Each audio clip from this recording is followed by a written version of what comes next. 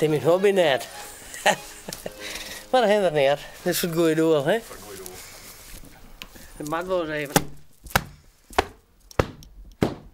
Maar zien er vroeger al meer werk van dan nou? Wat nou joh? Zien er vroeger al meer werk van dan nou? Ja. Dat eerst ik alles naar boven sleept worden, maar. Ja. En als dat zwieren berg wordt. En dan is het nooit trek je en dat smist in de wasmachine en kind kan de was doen. Ja. Je komt hier een wasmachine onder te pas. Nee, dat lijkt me niet goed dat dit in de wasmachine komt. Geen goede zaak.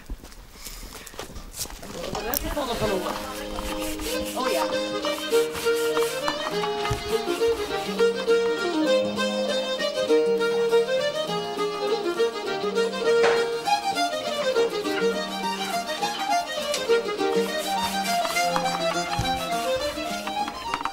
Dit maar direct maar even bij.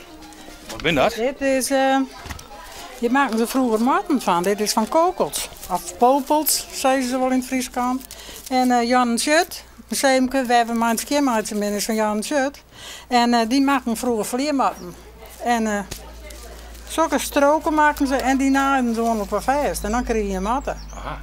Ook maken ze er vroeger sloffen van. In de oorlog maken ze er sloffen van. En ik tassen, wetskipperstassen. Ik van kokels, van Jan de Schut.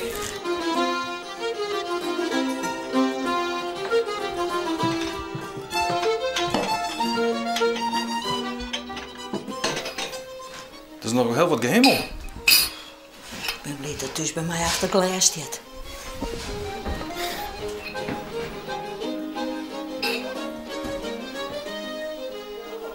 Kun je misschien laaien?